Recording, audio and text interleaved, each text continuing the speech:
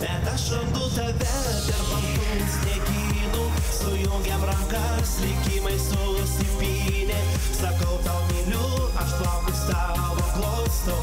Vilnynas naktis, čia mūsų meilės uostas, bet aš randu tave per baltų sniegynų. Sujungiam rankas, likimai susipynė.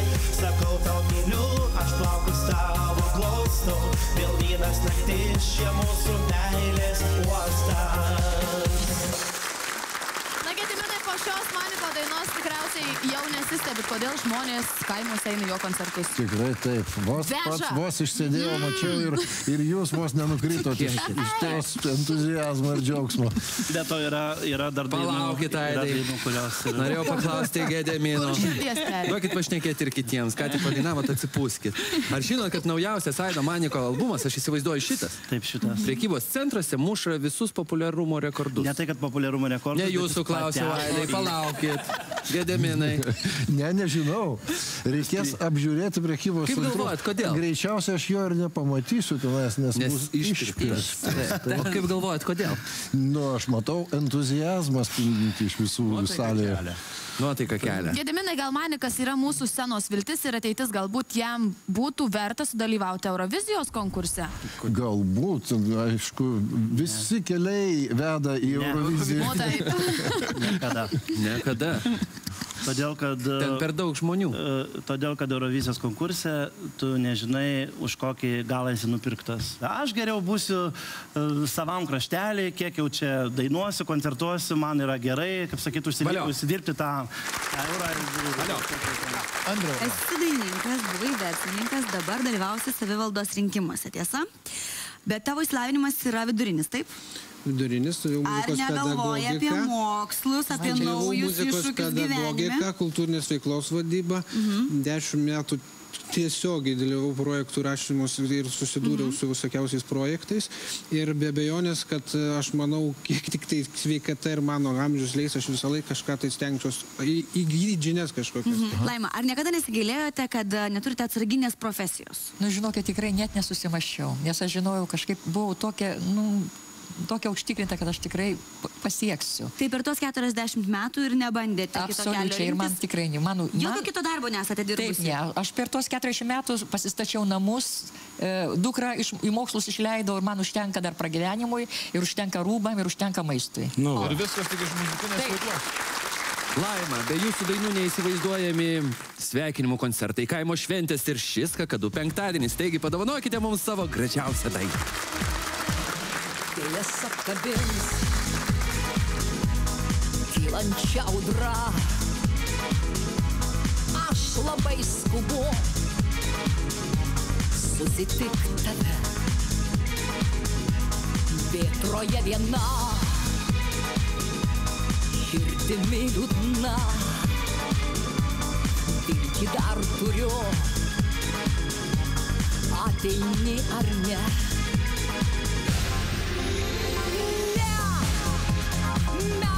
Kitam krante aš širdimi liūdna, vėl apkabink mane. Ne, akis man pasakys, kalba mano širdis, noriu mylėti vėl.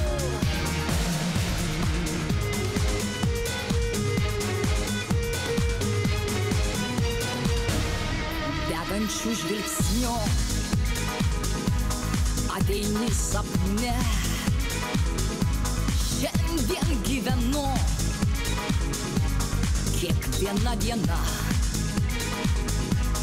Vėtroje viena,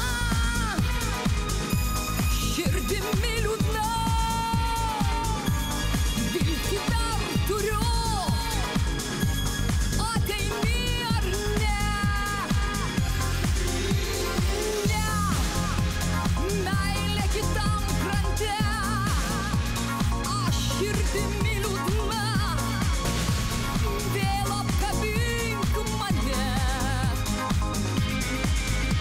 Ne, akis man pasakys, kalba mano širdis.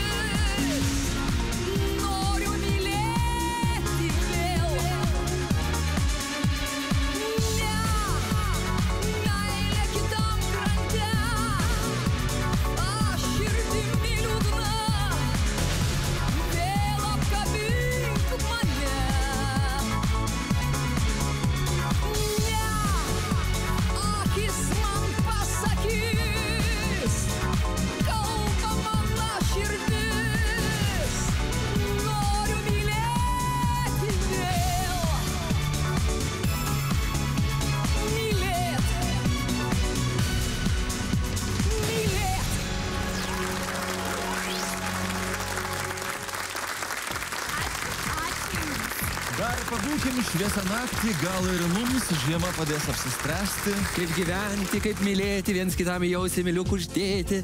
Ką? Kas jums pasidarė? Susirgot? Čiagi iš Maniko dainos citata. Ką nežinai, taip įlindo į galvą, negaliu niekaip išmūti. Aš matau, kad čia reikalas labai rimtas, bet kaip ten bebūtų, mes esam geranoriški ir linkim laimės tiems, kurie šalia mūsų. Ir jums laima, ir mūsų gerbėjams prie televizijos ekranų sakome nuoširdų ačiū, kad buvote kartu. Taip, mėlieji, bet tik iki kitos savaitės, kuomet Kakadu penktadienis ir vėl jūsų visų labai laukia prie televizijos ekranų. Viso geriausio!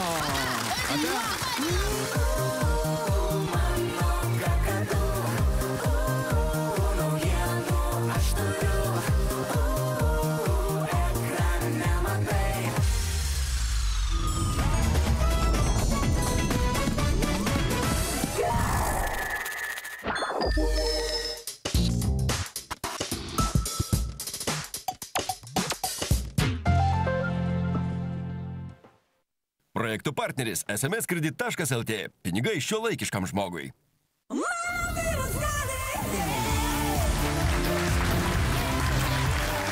Labas vakaras, malonu iš čia matyti visus. Mes pradedame šou, kuris yra pats azartiškiausias, pats įdomiausias ir kurio pavadinimas yra Mano vyras gali.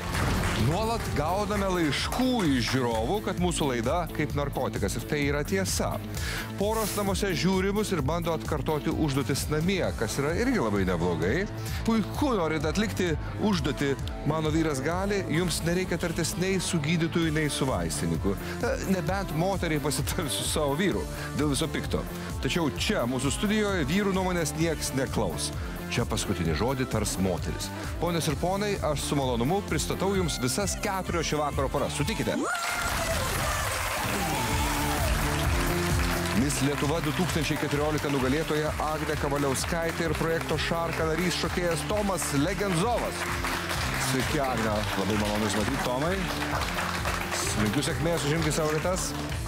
Tituluota Lietuvos gražuolė Agnė su Tomu kartu jau 4 metus. Jie susipažino Klaipėdoje, užsukę pas tą patį šokių mokytoją Povilą Fokiną.